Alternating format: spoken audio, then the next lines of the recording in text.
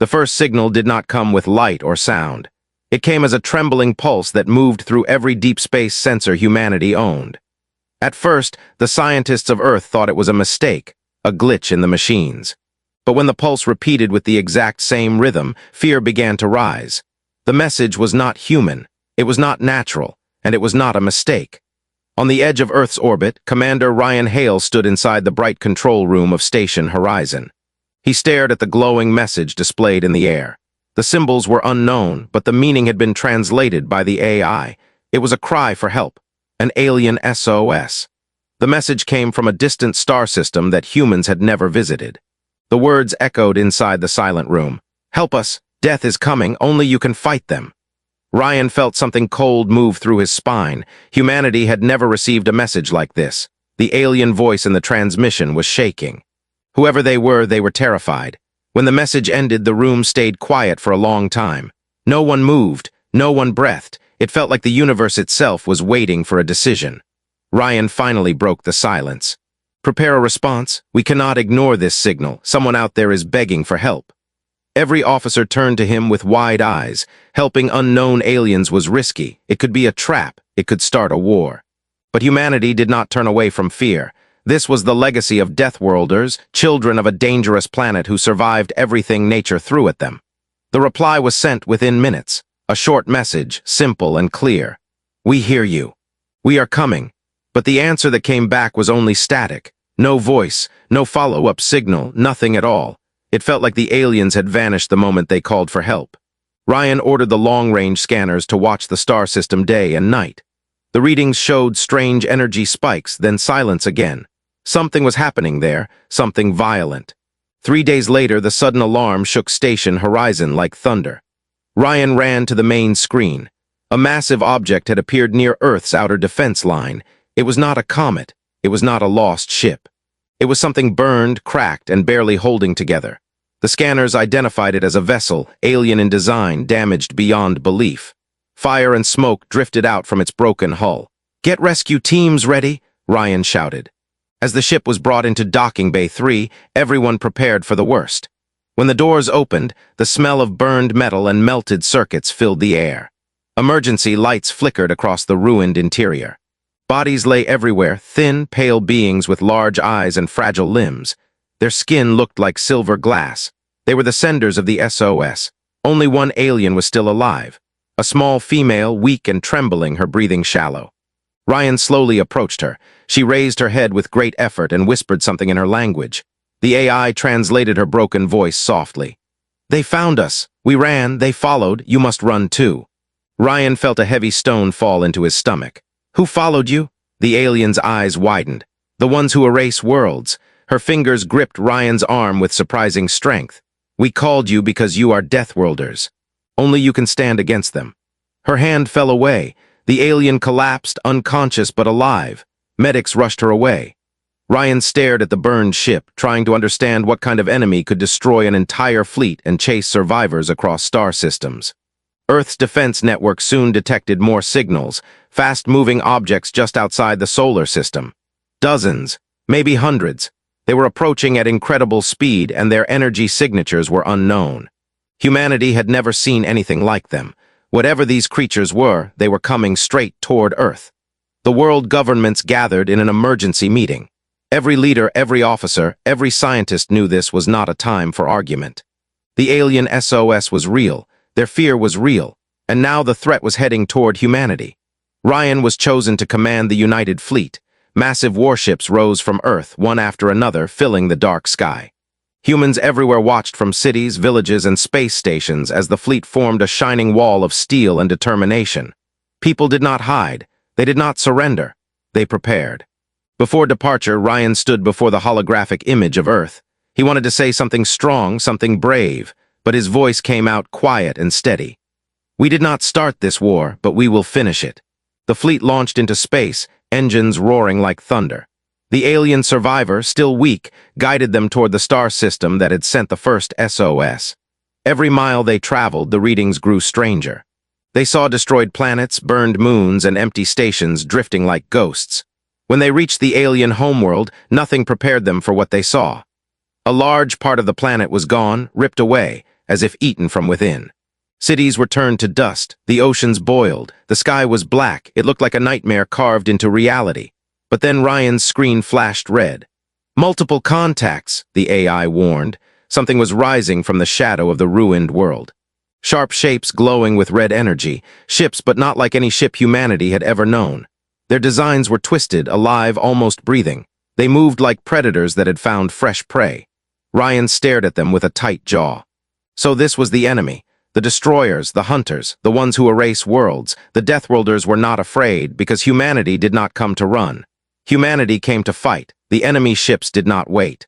The moment humanity's fleet appeared above the ruined alien world, the red glowing vessels changed direction and charged straight at them. The movement was so fast that several officers gasped. These were not normal ships. They curved and twisted like living creatures swimming through space.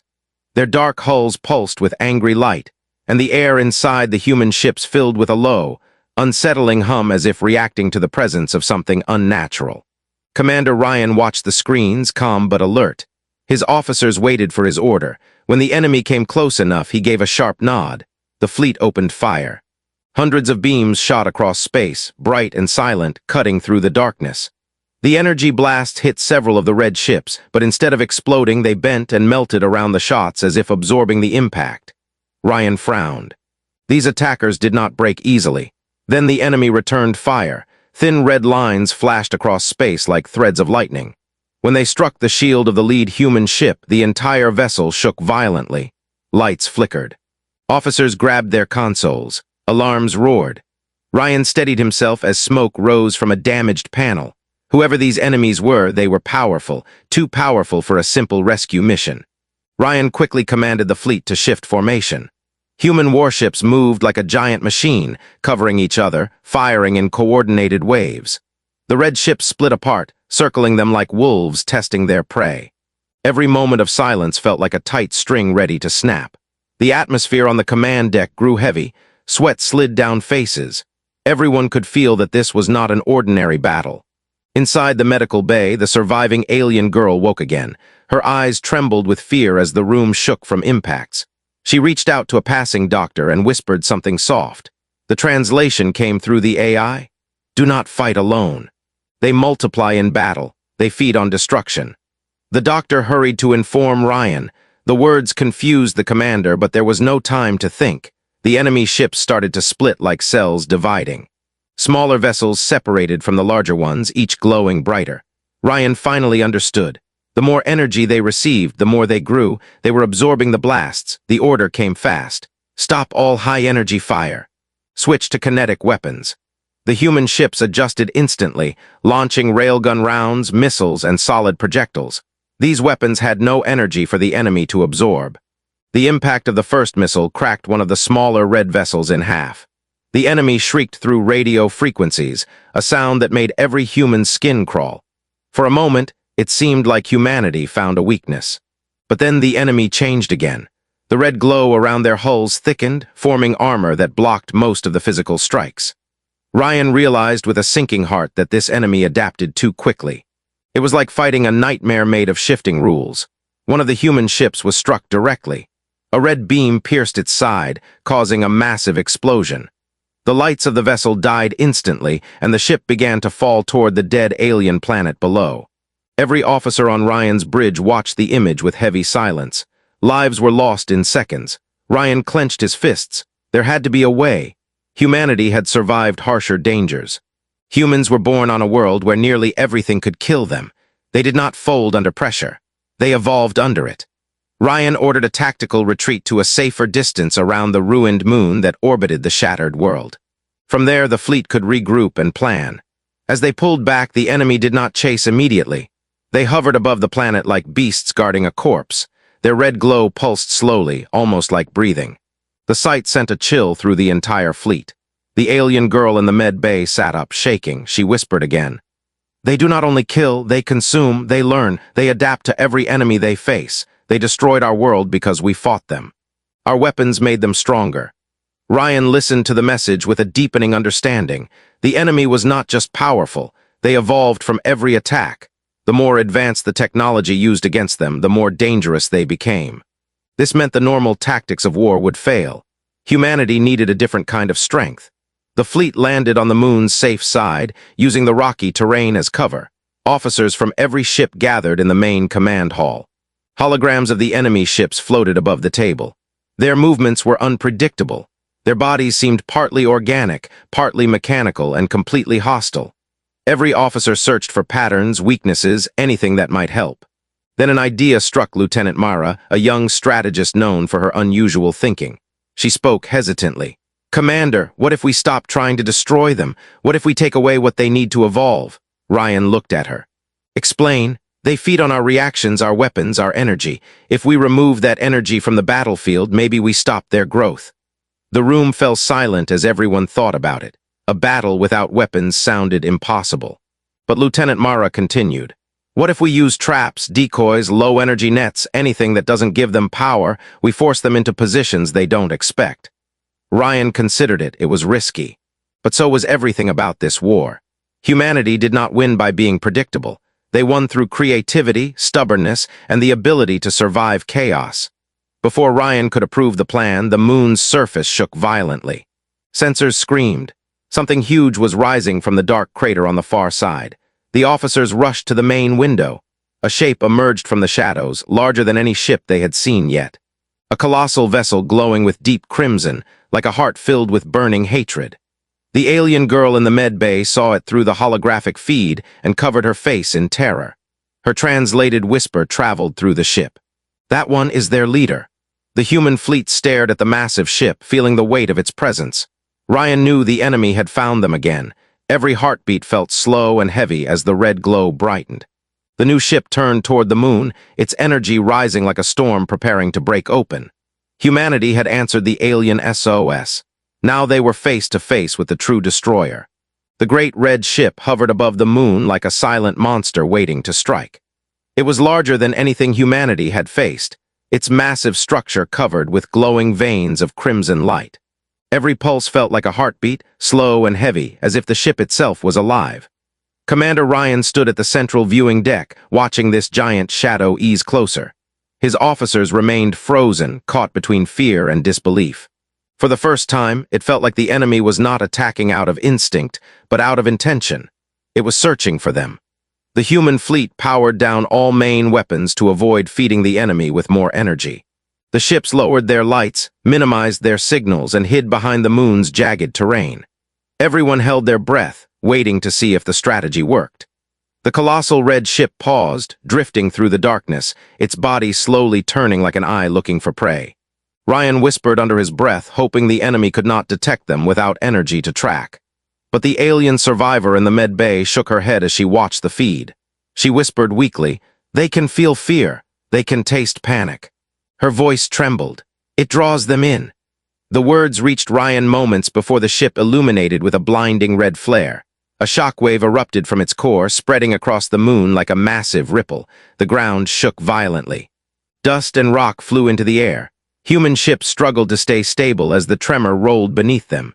Several smaller vessels lost balance and collided with the surface, creating destructive metal crashes. Ryan gripped the console. "They're scanning us with physical force. Prepare anchor systems and brace for another wave." The fleet activated magnetic stabilizers just in time. Another shockwave hit, stronger than the first. The moon cracked in long, deep lines. Officers fell to the ground as equipment toppled. For a moment it felt like everything would fall apart. Then slowly the trembling stopped. Ryan exhaled. "Status report." Lieutenant Mara's voice came through the static. "Minimal losses, Commander. Some ships damaged, but the majority are holding." She paused. "But the enemy knows we're here." The giant ship moved again, descending lower, its red glow spreading across the rocks like liquid fire. Ryan knew that hiding was no longer an option. Humanity had to move before the enemy trapped them completely.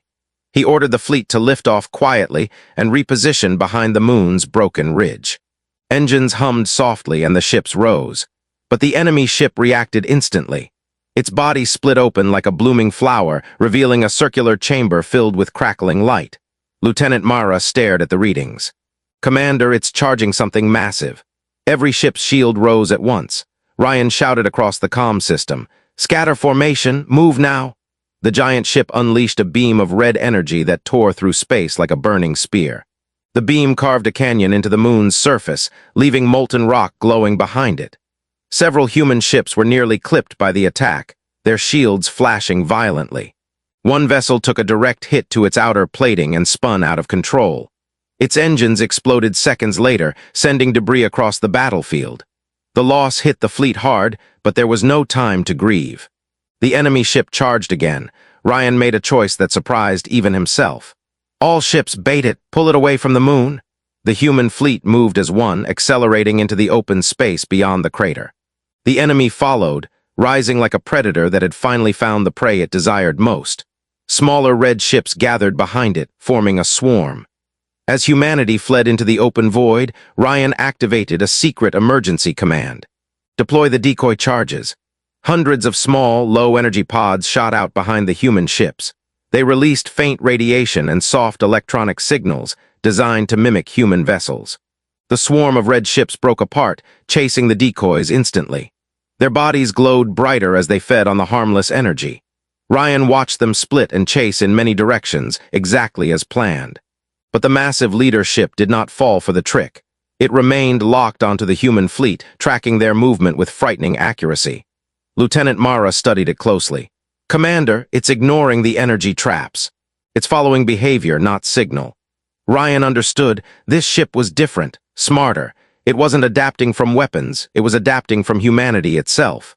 The alien girl in the med bay began to cry softly as she saw the massive ship drawing closer. A doctor tried to comfort her, but she whispered something the AI struggled to translate at first. When the translation finally appeared, everyone who heard it felt their hearts sink. They evolve minds the way they evolve bodies. Ryan returned to the command deck. The enemy ship was now close enough that its glow filled the entire viewing window. There was no more running.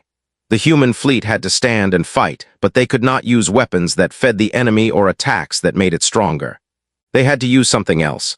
Lieutenant Myra approached Ryan with a new idea. "Commander, what if we blind it? Not with energy, with debris, dust, and physical disruption. We overload its senses instead of attacking its body." Ryan looked at her, considering. "Explain." Mara pointed at the moon they had just escaped.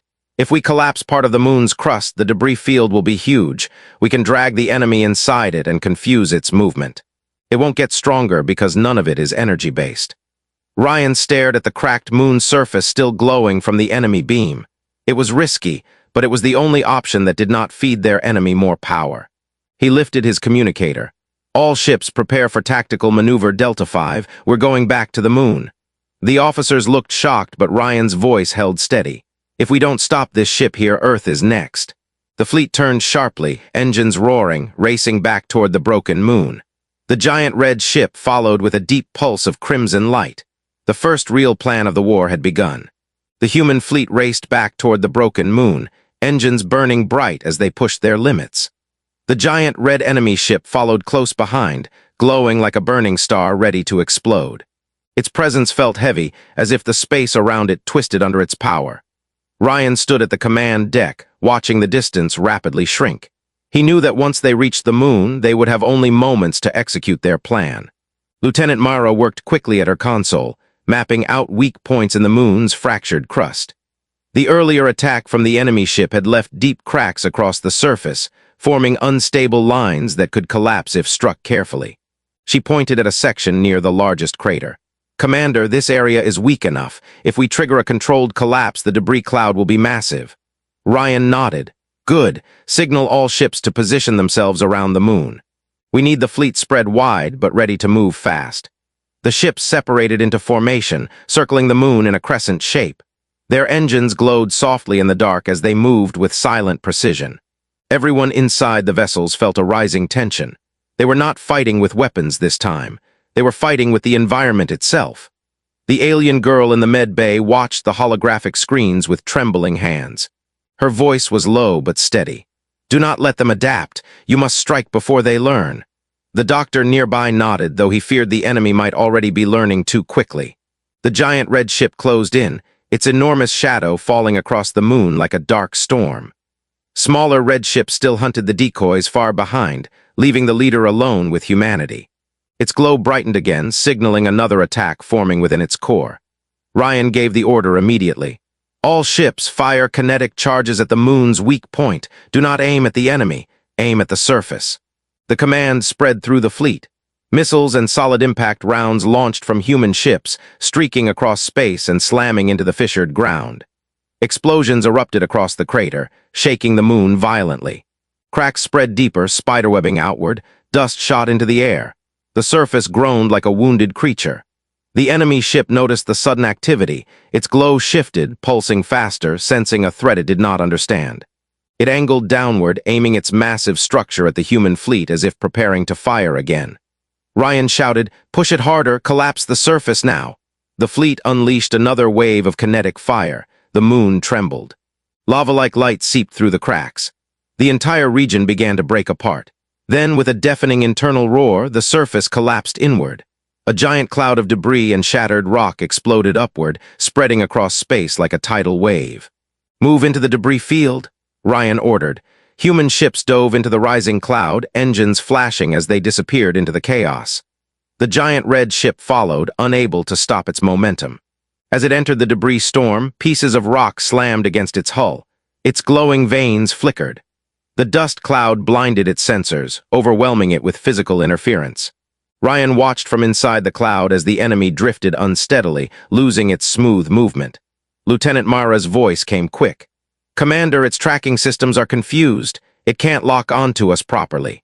The massive red ship swung from side to side, trying to analyze a battlefield without clear signals. It fired beams in random directions, melting rocks but hitting nothing important. The humans had finally caught it off guard. Ryan seized the moment. "All ships stay low energy inside the debris, use thrusters only, maintain cover." For several tense minutes, humanity moved silently through the thick cloud, hidden among drifting stones of every size. The great enemy ship thrashed in confusion, its glowing veins pulsing unevenly. The alien girl whispered from her med bed, "You are hurting its senses, you are breaking its mind." But as soon as she finished speaking, the giant vessel reacted. Its body shifted again, changing, evolving. The veins on its hull darkened from crimson to deep violet. Its shape tightened, becoming sleek and sharper. It was adapting to the debris. Ryan saw the shift and felt his stomach tighten. It's learning to navigate the field. The human fleet moved through space with their engines low, like hunters circling something dangerous in the dark. The giant violet enemy ship followed, glowing with deep, cold light. It did not rush now. It moved slowly, almost calmly, like a creature that believed it could not lose. The smaller red ships, far behind and still distracted by the decoys, were no longer a concern. This battle was now between humanity and the leader. Ryan stood in the center of the command deck, watching the enemy ship on the screen. Its shape shifted slightly from time to time, small parts of its hull opening, closing, changing. It was always improving, always adapting. He knew that if they kept fighting the same way, they would lose. Humanity could not win a normal war against something like that. He turned to Lieutenant Mara. "We need to stop thinking like soldiers," he said quietly. "We need to think like Deathworlders." Mara frowned. "And what does that mean, Commander?" "It means," Ryan replied, "we stop letting fear control us. We stop following the rules of war that it expects. We do what no sane species would do." In the med bay, the alien girl lay on her bed, listening to the echo of human voices through the ship's internal speakers. Her body was still weak, but her mind was sharp. She spoke softly, letting the AI send her words to Ryan. "Its mind is a web," she said. "It takes patterns and builds them into traps. You must give it something that looks like a pattern but is not real." Ryan thought about her words. A false pattern, a lie so big the enemy would trust it. He asked Mara to open a channel to the entire fleet. The faces of captains and officers from all human ships appeared as holograms around him. Some looked tired, some looked angry. All looked ready. Ryan spoke in a steady voice. "We cannot outgun this thing, we cannot outrun it, but we can outthink it. We are going to do something it will not understand. We will look like we are breaking. We will look like we are losing control. We will make it think we are weak, careless, and confused." Several captains looked surprised. One of them asked, "You want us to fake panic, sir?" "Yes," Ryan said. "You will shout. You will argue. You will send open messages that sound like mistakes, like fear. You will make the fleet look like it is falling apart. The enemy learns from order and logic. We will feed it chaos. Mara added, at the same time we will hide a real plan underneath the noise. Paths for boarding ships, routes for drones, encrypted signals with no pattern. It will see only the storm on the surface, not the currents below. It was a wild idea. It did not sound like any strategy taught in training. But the captains understood what it meant to be human. They understood what it meant to fight with more than weapons. Slowly, one by one, they nodded. The plan began. Within minutes, the enemy ship intercepted new human transmissions, voices shouting across open channels. Our shields are failing. We can't hold formation. Who is in command now? Some messages overlapped, others cut out halfway, as if people were panicking and forgetting radio order. Ships moved in strange lines, breaking formation, then coming back together, then breaking again. From the outside, it looked like the human fleet was collapsing under pressure. Inside, however, the truth was different. Hidden within the mess of fake shouting were carefully placed code words. Every strange move of a ship had a meaning. Every broken formation was actually a chosen position. While the enemy watched what looked like confusion, small human boarding craft moved quietly along invisible paths, using the bigger ships as cover. The giant violet vessel tracked the chaos. Its adaptive mind tried to build a model, but the data kept twisting. Actions did not match words, signals did not match movement. Things that looked like a retreat turned into an advance, then back to a retreat again. It was like trying to solve a puzzle that changed shape every second. Inside the alien girl's mind, a small spark of hope appeared. It does not understand you, she whispered. It is trying, but you are not reasonable. Ryan kept the act going. He shouted loud enough for the entire command deck to hear, even though half his words were for the enemy. We can't stop it. Just fire something, anything. At that same moment, the ship actually powered down its main guns and switched all energy to stealth systems for the boarding craft. 3 small human ships broke away from the fleet. On the enemy sensors, they looked like damaged vessels trying to flee. The leader ship did not see them as a threat. Its focus stayed on the bigger ships, the louder signals, the panicking voices. That was its mistake. The 3 craft drew close to the giant hull. Their surfaces were coated with cooled dust from the moon's debris field, making them appear like harmless rocks at first glance. When they reached the shadow of the enemy ship, they attached themselves like tiny insects landing on a massive beast. Inside each small craft were squads of human soldiers, Deathworlders in armored suits, faces set with hard determination. They could feel the faint vibration of the enemy ship under their boots, like the heartbeat of a giant animal. One of the squad leaders, Captain Ira, took a deep breath. We're really doing this, she said softly. We're boarding a thing that eats planets. Her second-in-command smiled a little. Better us than anyone else. They began cutting into the hull with low-energy tools that would not show up as strong signals. The metal was strange, almost like bone and machinery fused together. It resisted at first, but human tools were made for stubborn material. Inch by inch, a hole opened. Hot, dim light spilled out. When they stepped inside, the air felt wrong. It was not vacuum. It was not normal atmosphere. It was something in between, thick and heavy. The walls seemed to move slightly, as if the ship was breathing around them.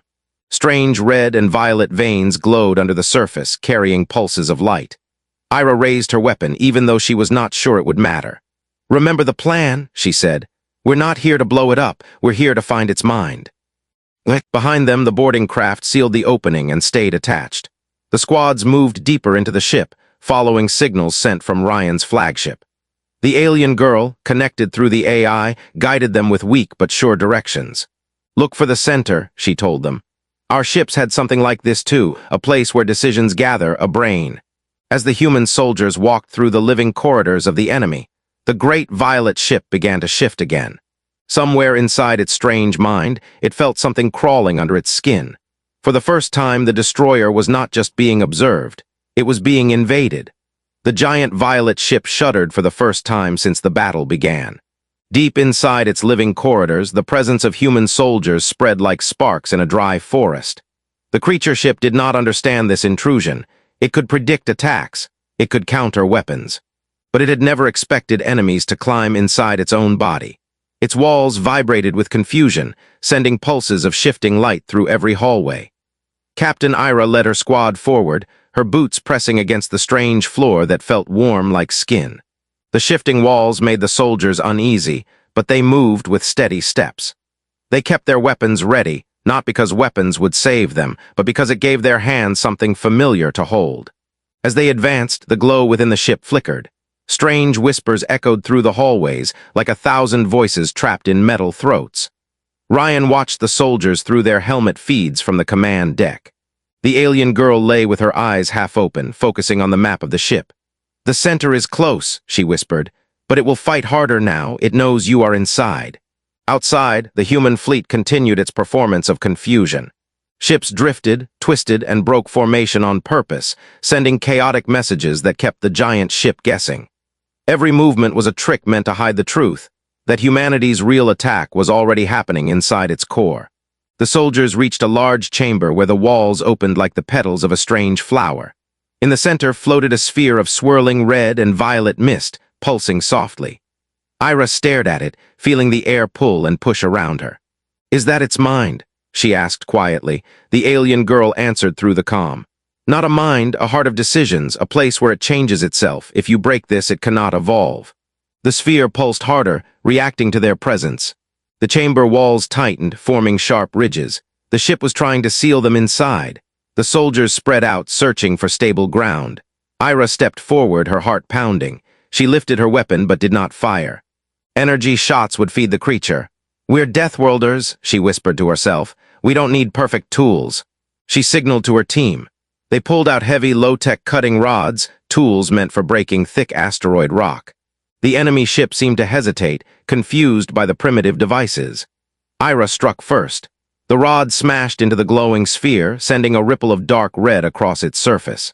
The chamber shook violently, and a deep growl moved through the ship's structure. "Again!" Ira shouted. The soldiers hit the sphere from all sides. Each strike sent cracks of dull light spreading through it. The giant ship screamed, not in sound, but in pure vibration that rattled their bones. Outside, its violet glow flickered wildly. Ryan saw the change and realized the boarding party was succeeding. "Push forward," he ordered. "All ships apply pressure, keep it off balance." The human fleet surged ahead, no longer acting weak. Their sudden shift from chaos to coordination made the creature hesitate again. It faltered, unable to predict their intentions. The great ship turned toward the fleet, its movements jerky and uneven. Inside, the soldiers made the final blow. Ira lifted her rod high, took a deep breath, and struck the core with all her strength. The sphere cracked open, spilling a flash of bright white light. The chamber walls convulsed, collapsing inward as the entire ship reacted in panic. The glowing veins dimmed, the humming stopped. The destroyer's evolution had been broken. "Extraction!" Ira shouted. The squad rushed back through the trembling corridors. The living walls twisted, trying to trap them, but without the core's direction, the movements were slow and confused. The boarding craft detached from the hull and shot away as the soldiers jumped inside. The moment the craft cleared the ship's shadow, Ryan gave the final command. "All ships full power, hit it with everything." This time, energy blasts did not feed the creature.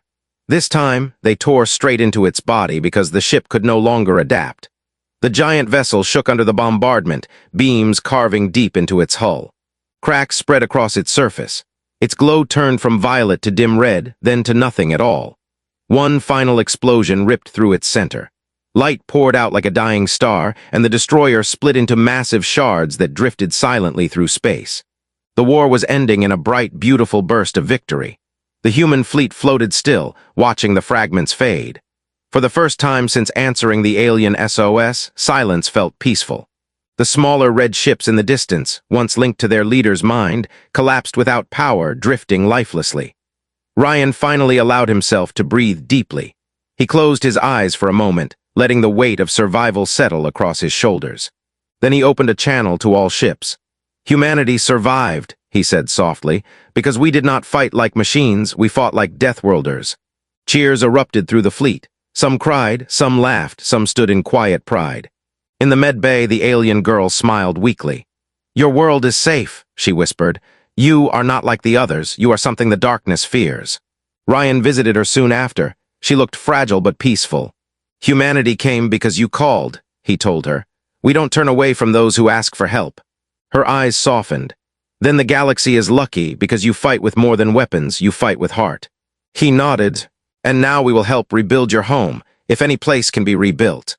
The girl closed her eyes. My people are gone, but their hope survived. It lives with you now. Ryan stood beside her, thinking of the battles, the chaos, the strange ship that adapted like a living nightmare. He thought of humanity, a species born on a dangerous world, built to survive impossible odds. Maybe the universe had never truly understood what Deathworlders were. Maybe it did now.